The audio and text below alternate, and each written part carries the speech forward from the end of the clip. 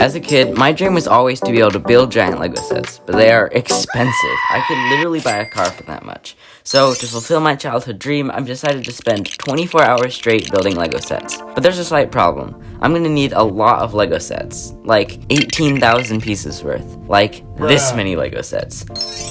Okay, it's 7 in the morning and I'll be building for the next 24 hours, without sleeping. Here we go. Hour 1 started off well, wait.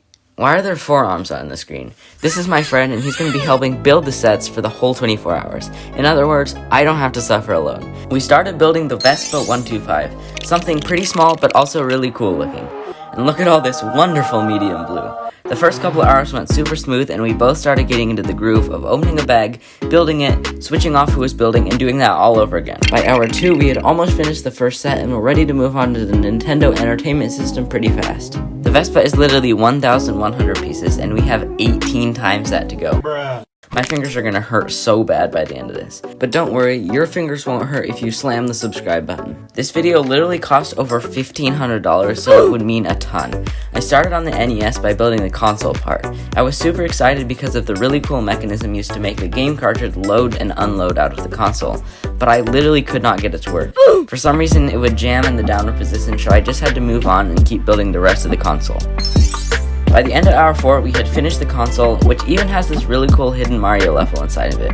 Okay, it's hour 5 and it's time to start work on the TV part of the NES set. This set has a ton of treads and even has these special pieces that clip into it so that you can build the studs off the top.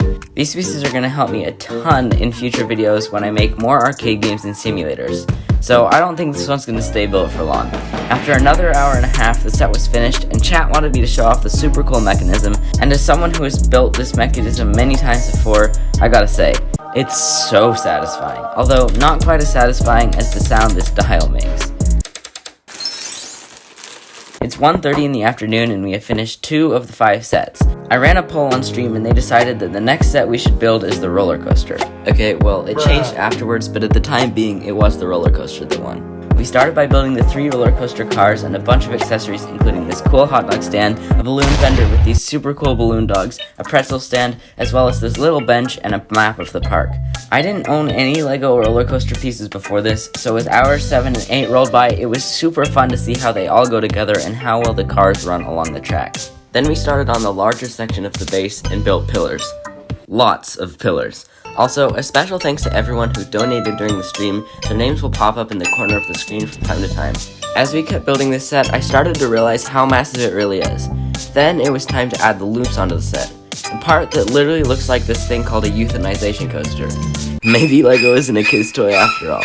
And with those in place, it's already hour 10. At this point in the challenge, it literally felt like we had to be almost done, but we weren't even halfway done. So we started working on the tower part of the loop coaster, the really tall, super duper repetitive, extremely large, 90-degree angle straight drop part of the roller coaster. Oh hey, it's done.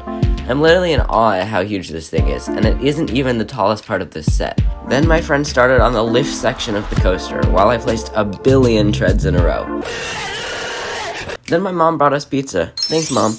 And man, was it nice to sit back and not touch small interlocking plastic for longer than 60 seconds. Once we finished eating, we built a small counterweight, and the roller coaster was complete. Probably one of the coolest mechanisms I've ever built. Also, apparently it can be motorized, so let's try that.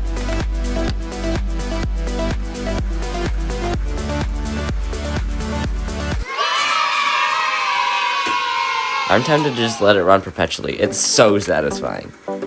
With the loop coaster complete, we started on the Lego Diagon Alley. I've always wanted this set because it just looks so good. I started building Ollivander's Wand Shop, and then remembered something, but I'll get to that in a moment. You know how Lego does the gift with purchases? Well, because I spent so much on this video, I ended up getting 3 of the same one. Before the stream, we decided to race building 2 of them after finishing the first 3 sets, just for fun. But I completely forgot during the stream until we finally remembered. It was 10 p.m. and hour 15 into the challenge, and we were getting really tired. Which means I also forgot to hit record when we started racing. My sister also joined the race and helped my friend, but as I had watched this being built before and knew better how it was supposed to be built, I didn't have to look at the instructions as much, and after about 10 minutes of building as fast as possible, I finished, and finally looked at my camera to realize I hadn't recorded any of it except for this one frame of us opening the boxes from the time-lapse before. but the part we did record just shows me winning. I was going to use clips from the stream, but YouTube only saves streams that are under 12 hours long. In other words, if the editing of this video isn't already hard enough, it just got harder. Once the race was done, I got back to work on Ollivanders while my friend started on quality Quidditch supplies. By the time I finished Ollivanders, it was probably somewhere around 1 in the morning. We were both hitting the zombie stage and my back was killing me. We also stopped recording as many clips because at that point I was just trying not to fall asleep.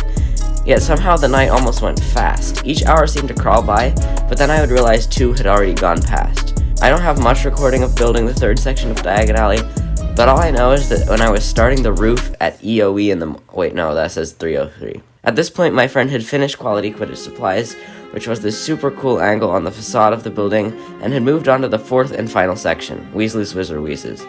It had just been 7 hours ago we had been saying that if we weren't done with all the sets by the 24 hours, we would keep going until we finished. But that literally felt like a week ago, and there was no way either of us were going to keep building any longer than necessary to finish the challenge.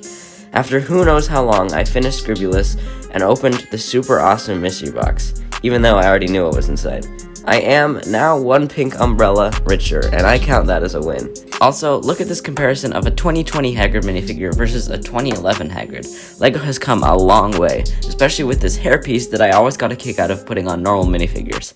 The new Hagrid's arms are even made with Technic pins rather than the, I'm not sure, but it wasn't coming out and I didn't want to break it. There was also this little stand for the Harry Potter minifigure and a plaque. Once that was built, I started work on the grand piano. And just for reference, if anyone watching this is thinking of building the LEGO Ideas grand piano at 3:30 in the morning, I'd suggest reconsidering. Even though I was tired, I also got less tired while building it. I wanted to see if I could finish it in just 3.5 hours, so I was building as fast as possible, after doing that exact same thing for the past 21 hours. My friend was getting so tired that his progress on Weasley's Wizard Wheezes was extremely slow. I slowly built up the sides and the base of the piano all through hours 21 and 22. And just like that, we had hit the final hour. There were points during the last couple hours where I didn't even remember that I was streaming, and I would reawaken out of my half sleep and have to figure out what I was doing all over again. I could barely even talk to chat because I was so tired, but we powered through, and after 3 whole hours of non-stop building, there was only 1 left. The final hour genuinely just felt weird. I've never really pulled an all-nighter before, and especially not one where all I do is build LEGO sets. But as I placed the gold strings on my piano and read chat, it was really satisfying, but mostly just tiring. As the final hour came to a close, my friend finished up Diagon Alley, and I put the 2/3 completed piano aside to give the stream a final look at everything we had just built. Then, at 7 a.m., exactly 24 hours after starting, we ended the stream and went to bed. Then I woke up 5 hours later and finished building the piano. Goodbye!